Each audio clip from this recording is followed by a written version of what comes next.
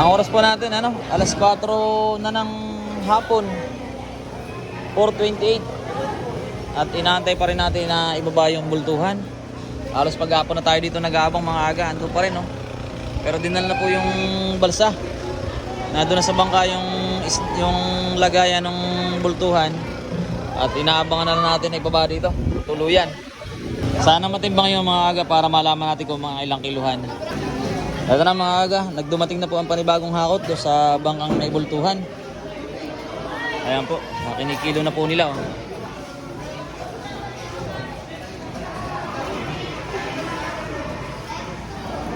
Ayan, dami na po nakalatag. Oh.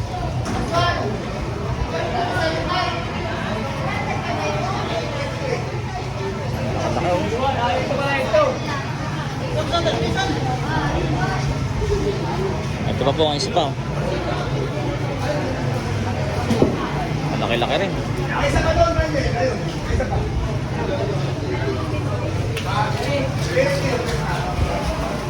Tatag na dito, diretso. Okay, okay.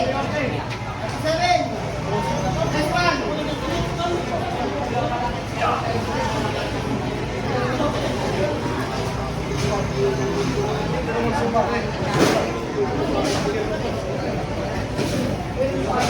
Umaga. Na po lahat ng latag dyan. Yung pa isa.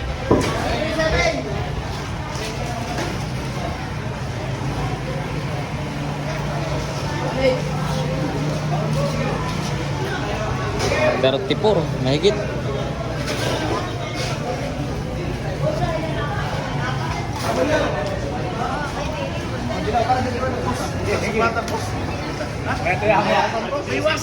Ayan po.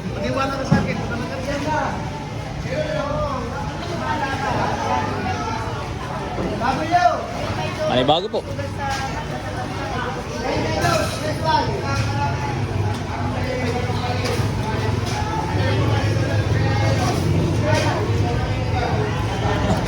May bagong kalong na naman sa idol, oh.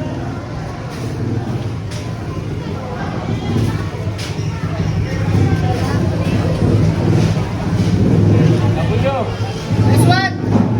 W.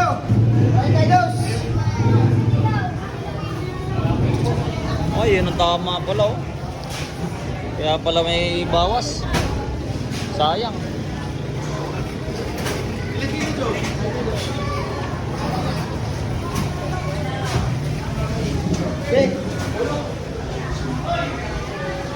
Ayan mga aga, at panibagong kuha na naman po doon sa, sa kanilang mother. Panibagong hakot po ang kanilang sirisan.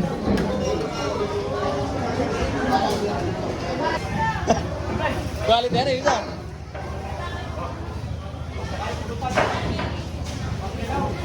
Ang model po niya si Inday, oh.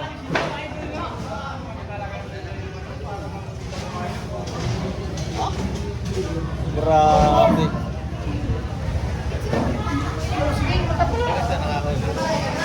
Ewan ko kung anong bangka. Ito sila, may huli. JRA na bangka. Balit yan eh. Nakapasama ito. Yung tao at saka yung isda, ganyan lang po kalaki, oh. Meron pa po doon. Ito pa. Ha? Mama, hintay ko matimbang. Titimbangin na eh. Pag natimbang na, saka ako uwi.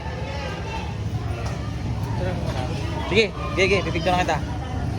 Ayun mga aga, patuloy pa rin po sa pagbababa. Yung bangkang JRA, oh. Ayun po mga isda nila. Grabe, napakalalaki po ng kanilang mga tuna.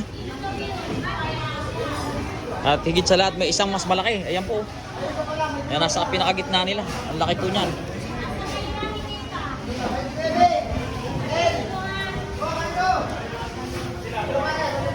Yan po ang kamada ng isda. At mayroon pang pinapatimbang. Ang hinahakot po doon, oh. Galing doon mga agaw. Sa kanilang service boat. Andun po yung kanilang sirisan. Pagaya po ng isa na yan, mga 30 kilo mga aga. Kasama nga pala natin dito si Boss Wagon.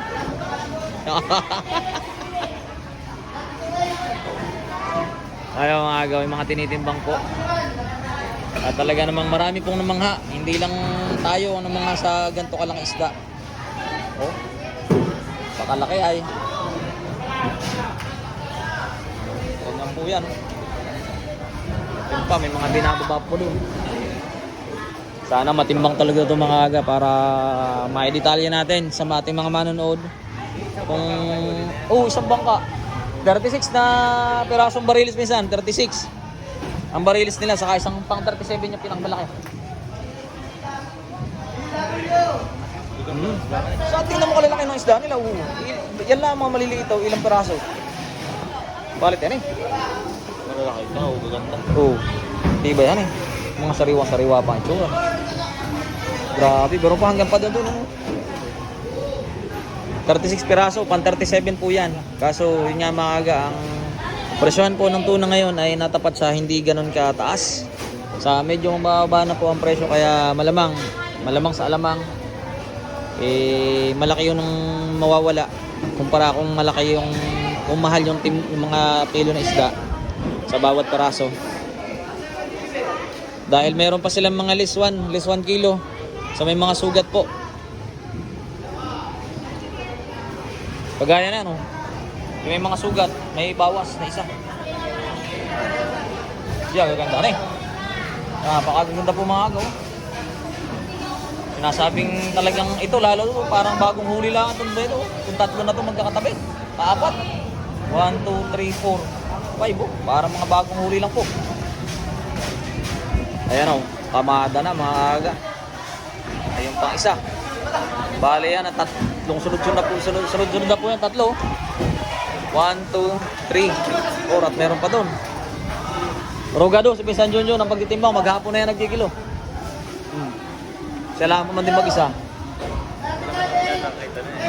Per kilo yan, may timbang yan, meron pa sa ice. May lang nakita na yan.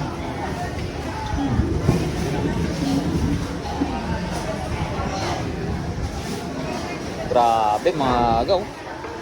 Sana all, ganyan lagi karami ang mga nahuhuli. Tingin ko talaga mga 200 dito to Pinsan. 200 kilohan yan. Yung mga aga, puro mga palasugi naman ang kanilang huling isda. Ito mga nakakot nila kayo, no? Ilang peraso, tatlong perasong malasugi.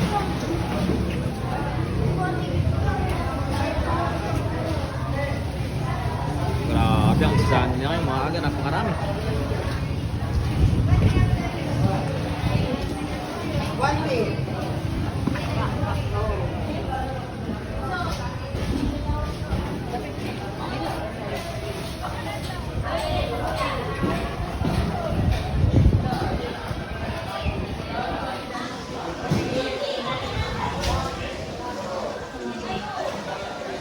Idol, tingin ka dito. Picturean din kita. Okay lang po kita sa page ko. Kaaga po, Kaagawan TV. Sige. Punta kayo natin. Opo. Oy, ano?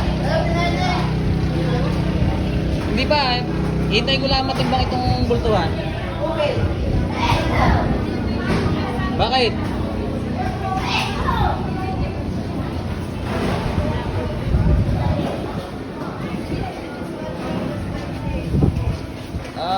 Wala din si Buso. Sito, hindi wala pa sito.